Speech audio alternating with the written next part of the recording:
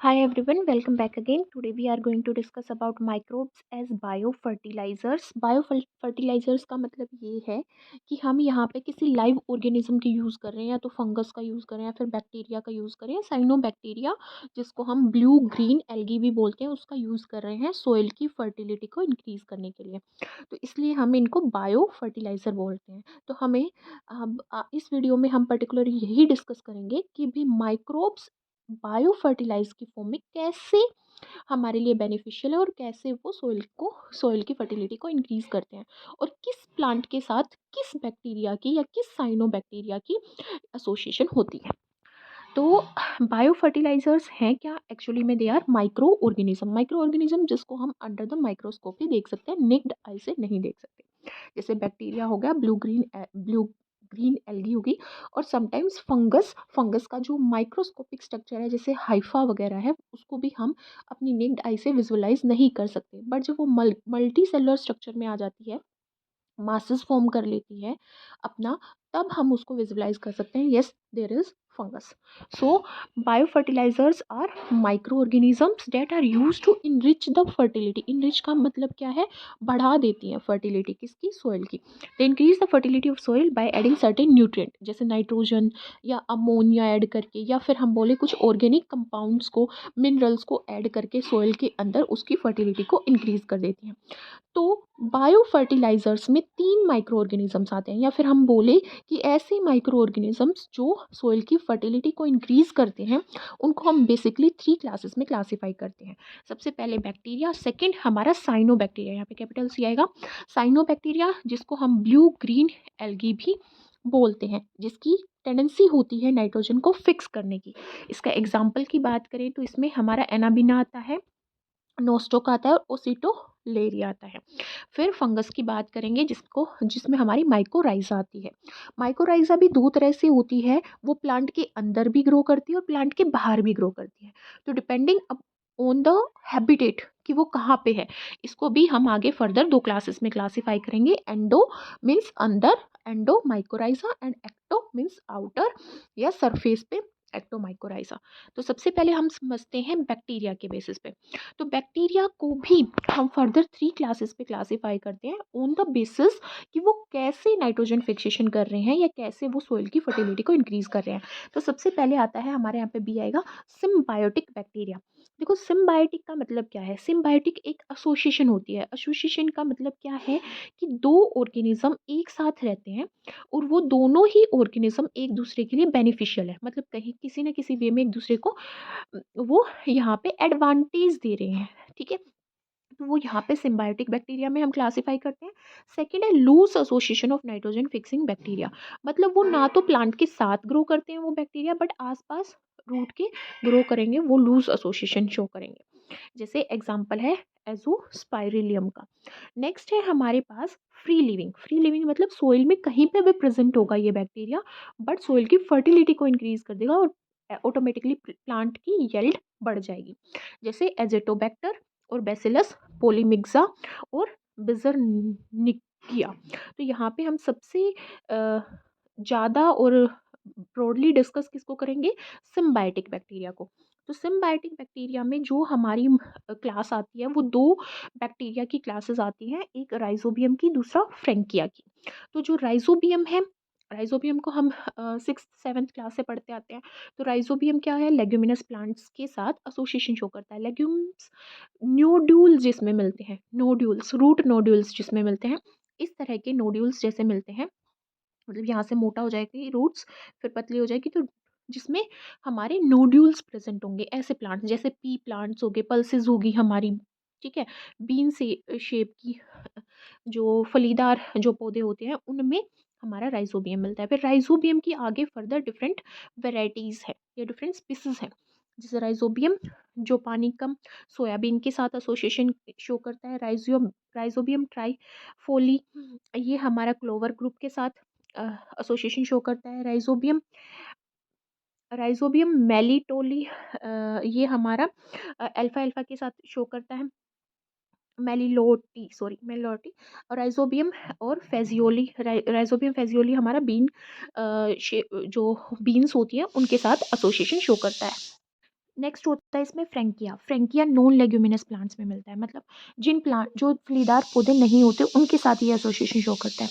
जैसे कैसे कोरिना और एलनस, एलनस के साथ मिलता है फ्रैंकिया। तो यहाँ पे देख सकते हैं नोड्यूल्स है, रोड्यूल्स में राइजोबियम प्रेजेंट है। वो क्या करेगा, अपटेक करेगा नाइट्राइट या नाइट्रेट का या अमोनिया का, ठीक है, किससे, एटमॉस्फेरिक नाइट्रोजन से वो नाइट्रोजनस कंपाउंड फॉर्म करेगा और वो हमारे सोइल में इनपुट कर देगा उनको, और सोइल से वो रूट ओस्मोसिस के थ्रू उसको एब्जॉर्ब कर लेंगी और अपनी न्यूट्रिएंट अवेलेबिलिटी के बेसिस पे वो ग्रो करेंगी और उनकी जो न्यूट्रिएंट रिक्वायरमेंट है वो फुलफिल हो जाएगी और उनकी येल्ड बढ़ जाएगी। तो इस तरह से फ्रैंकिया और राइजोबियम दोनों ही सिम्बायोटिक एसोसिएशन में मिलते हैं। नेक्स्ट है हमारे पास सिन साइनोबैक्टीरिया, सॉरी, साइनोबैक्टीरिया को हम ब्लू ग्रीन एल्गी भी बोलते हैं। ये सिम्बायोटिक एसोसिएशन फॉर्म करते हैं बहुत सारे प्लांट के साथ, जैसे साइकेड के साथ, ठीक है, साइकेड रूट्स के साथ और लाइकेंस के साथ फॉर्म करते हैं, लीवर वोट्स के साथ भी ये हमारी एसोसिएशन फॉर्म करते हैं। ब्रायोफाइटा में आते हैं लीवर वोट्स, ठीक है, और अजोला, अजोला फर्न्स जो हमारी होती हैं फर्न्स में, ठीक है, उनके साथ ये एसोसिएशन शो करते हैं। तो सबसे मोस्ट कॉमनली हम यहाँ पे जो पढ़ते हैं वो है हमारी एजोला और एनाबिनम एसोसिएशन। तो सिम्बायोटिक बैक्टीरिया को भी हम दो क्लासेस में फर्दर क्लासीफाई करते हैं, सिम्बायोटिक नाइट्रोजन फिक्सिंग साइनोबैक्टीरिया और free living nitrogen fixing bacteria. यहाँ पे सिम्बायोटिक का मतलब है कि प्लांट के साथ सिम्बायोटिक एसोसिएशन में, फ्री लिविंग का मतलब है कि साइनोबैक्टीरिया ऐसे ही सोइल में इधर उधर डिस्पर्स होगा। तो यहाँ पे सिम्बायोटिक नाइट्रोजन फिक्सिंग में हम बात करें तो एजोला एनाबिनिया का एग्जाम्पल आता है, जिसमें एजोला पिनाटा, एजेना, जो हमारा एजोला पिनाटा होता है एक free floating fresh water fern होती है, ये फ्रेश वाटर फन है, ठीक है, और ये बहुत रैपिडली ग्रो करती है, ठीक है, मतलब ये अपनी साइज से डबल हो जाती है 5 से 7 दिन के अंदर, इतनी रैपिडली ये ग्रो करती है। तो जो फन है वो एग्जिस्ट करती है राइस प्लांट्स के साथ भी, क्योंकि राइस प्लांट को भी क्या चाहिए, ज़्यादा पानी चाहिए, ठीक है, बट ये राइस प्लांट के साथ जब को एग्जिस्ट करती है तो राइस प्लांट की ग्रोथ में कोई इंटरफेयर नहीं करती, ठीक है। साउथ ईस्ट एशियन कंट्रीज़ में जैसे चाइना की बात करें, ये तो जो अजोला पिनाटा है ये कॉमनली मिलती है हमें किसके साथ, राइस के साथ। तो जो अजोला पिनाटा होती है उसके जो लीव्स हैं उनकी एसोसिएशन यहाँ पे किसके साथ होती है, एनाबिना के साथ होती है, जो कि एक साइनोबैक्टीरिया है, ठीक है। और एनोबिना कुछ कोरालोइड रूट्स में भी मिलता है, किसके, साइकस के। और एजोला एंड नोस्टोक दोनों ही ऐड किए जाते हैं राइस फील्ड में, जैसे मैंने अभी बात की, क्योंकि वो किसके साथ, एजोला पिनाटा फ्री लिविंग, मतलब सॉरी, ये हमारी इंटरफेयर नहीं करेगी राइस फील्ड, राइस की ग्रोथ में, इसलिए ये राइस फील्ड में ऐड किए जाते हैं। और नोस्टोक उसको हेल्प करेगा किसमें, नाइट्रोजन फिक्सेशन में, ताकि वो ग्रो कर पाए। अब फ्री लिविंग नाइट्रोजन फिक्सन की बात करें तो इसमें ओलोसिरा है, ओरोसिला फर्टिलिसीमा, जो राइस फील्ड्स में ऐड किया जाता है ताकि नाइट्रोजन फिक्सेशन ये बढ़ा सके सोइल के अंदर और राइस की येल्ड इंक्रीज, उसके कुछ ऑर्गेनिक कंपाउंड को भी ये ऐड करता है सोइल के अंदर ताकि सोइल की फर्टिलिटी इंक्रीज हो जाए। नेक्स्ट है हमारे पास फंगस, जो माइकोराइजा जिसको हम बोलते हैं यहाँ पे, ये म्यूचुअली बेनिफिट करती है, मतलब ये भी सिम्बायोटिक एसोसिएशन में ही मिलती है, किसके, हायर प्लांट्स के साथ, ठीक है। बहुत सारे मेंबर हैं, किसके मेंबर, एक जीनस के, कौन सा जीनस, ग्लोमस, ग्लोमस जीनस के। अगर आपने पढ़ा है कि किंगडम फाइलम क्लास ये सब पढ़ा है तो उसमें आपको पता होगा कि जीनस पहले आता है फिर स्पीसीज आते हैं। तो जो जीनस है यहाँ पे ग्लोमस जीनस की जितनी भी फंगस हैं वो माइकोराइजा फॉर्म करती हैं, क्या फॉर्म करती हैं, माइकोराइजा फॉर्म करती हैं, और वो हायर प्लांट्स की रूट के साथ सिम्बायोटिक एसोसिएशन में मिलती हैं, मतलब वो हायर प्लांट उनको हैबिटेट प्रोवाइड करते हैं, न्यूट्रिशन प्रोवाइड करते हैं काइंड ऑफ, और जो फंगस होती है वो उनको वो न्यूट्रिएंट प्रोवाइड करती है जो उस प्लांट को ग्रोथ के लिए चाहिए। तो दोनों म्यूचुअली एग्जिस्ट करती हैं, सिम्बायोटिक एसोसिएशन में मिलती हैं, ठीक है। तो माइकोराइजल जो रूट्स होती हैं वो किस में मिलती हैं, वो हमारे वुडी प्लांट्स जो होते हैं उनके रूट्स में बहुत ज़्यादा अमाउंट में डेंस फॉर्म में ग्रो करती हैं, उनकी हाइफा हमें वहाँ पे सरफेस पे देखने को मिल सकती हैं, ठीक है। तो जो माइकोराइजा है वो क्या करती है, उसको समझने से पहले हम समझते हैं कि जो फंगस है ये वो माइकोराइज़ा की फॉर्म में जब एसोसिएशन शो करती है हायर रूट्स के प्लांट्स के साथ, तो वो ग्लोमस जीनस से बिलोंग करती हैं। जितनी भी फंगस ऐसे एसोसिएशन शो करती हैं वो दो तरह से होती हैं, एक्टोमाइकोराइज़ा की फॉर्म में और एंडोमाइकोराइज़ा की फॉर्म में। बट उससे पहले हम क्या डिस्कस करेंगे कि जो माइकोराइज़ा है वो होल कर देगी रूट्स में। होल कर देगी तो रूट्स ज़्यादा वाटर एब्जॉर्ब कर पाएंगे, ऑर्गेनिक मैटर को एब्जॉर्ब कर पाएंगे सोइल से, और डायरेक्ट मिनरल्स जैसे फॉस्फोरस वगैरह उसको भी एब्जॉर्ब कर पाएंगे। सबसे पहले हम बात करते हैं एक्टोमाइकोराइज़ा की। जो एक्टोमाइकोराइज़ा है वो प्लांट्स के सरफेस पे ग्रो करेगी। तो यहाँ पे जो फंगस होती है वो बेसिकली मेंटल फॉर्म कर देती है, जैसे हम पिक्चर में देख रहे हैं। तो रूट के सरफेस पे क्या हुआ, एक मेंटल कवरिंग फॉर्म हो गई, ठीक है। तो मेंटल से जो फंगल हाइफा होगी, हाइफा क्या होती है, ऐसे फंगस होती है, इस तरह का स्ट्रक्चर ग्रो करता है फंगस में, ठीक है। तो ये जो फंगल हाइफा है ये पेनिट्रेट करने की कोशिश करेगा, एंटर करने की कोशिश करेगा, एक होल क्रिएट करके, जैसे हम यहाँ पे देख सकते हैं कि ये एंटर कर गया है, ठीक है, पेनिट्रेट कर गया है किसमें, रूट्स में। देखो रूट होती है तो जो बाहरी सरफेस होता है उसको हम कोर्टेक्स बोलते हैं, ठीक है।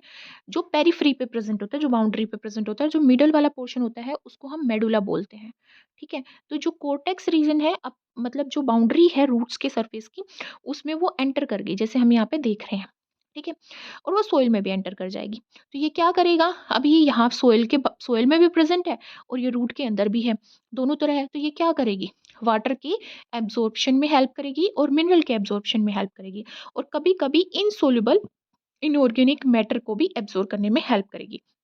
ये कुछ एंटी माइक्रोबियल सब्सटेंस, मतलब जो बैक्टीरिया को ग्रो ना करने दे ऐसे सब्सटेंस को भी सिक्रेट करती है, ताकि जो पैथोजन है, पैथोजन क्या होता है, किसी भी ऑर्गेनिज्म का खुद का कुछ ना हो और वो बाहर से एंटर करे, जैसे फंगस, बैक्टीरिया, ठीक है। तो वो उसकी ग्रोथ को भी प्रिवेंट करती है। एग्जाम्पल की बात करें तो एक्टोमाइकोराइजा किस में मिलती है, ओक प्लांट में, पाइन्स में और यूकेलिप्टस में मिलती है। नेक्स्ट बात करें हम एंडोमाइकोराइजा की, तो यहाँ पे जो फंगल हाइफा है वो दिख रहे हैं हमें, यहाँ पे ये फंगल हाइफा कहाँ पे मूव कर गई, ये इस बार भी कोर्टेक्स में मूव कर गई। पर यहाँ पे और यहाँ पे क्या डिफरेंस है, देखो यहाँ पे ये कोर्टेक्स के अंदर मूव कर रहा है, बट ये सेल के अंदर मूव नहीं कर रहा, एक्टो।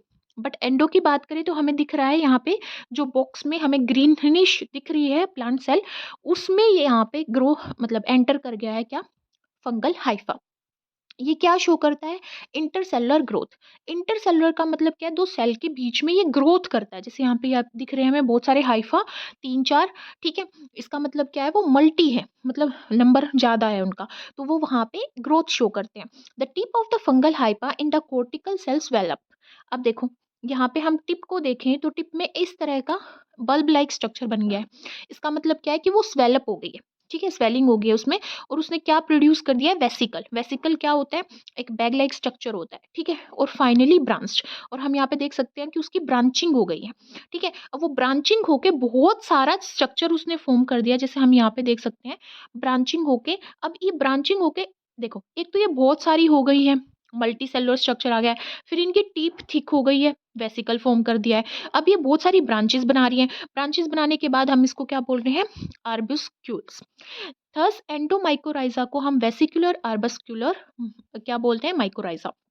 तो जो फंगस है ये फोस्फोर्स को एब्जॉर्ब करने में हेल्प करती है और उसको प्लांट में पास कर देती है, क्योंकि इसके कुछ पार्ट इसका रूट में होगा, तो रूट से फोस्फोर्स को उठाएगी और क्या प्लांट की रूट सेल में पास कर देगी, और ये इनऑर्गेनिक मिनरल और वाटर के एब्जॉर्प्शन में भी हेल्प करती है। एग्जाम्पल की बात करें तो एंडोमाइकोराइजा किस में मिलती है, ऑर्चिड्स में और वुडी प्लांट्स में मोस्टली ये मिलती है।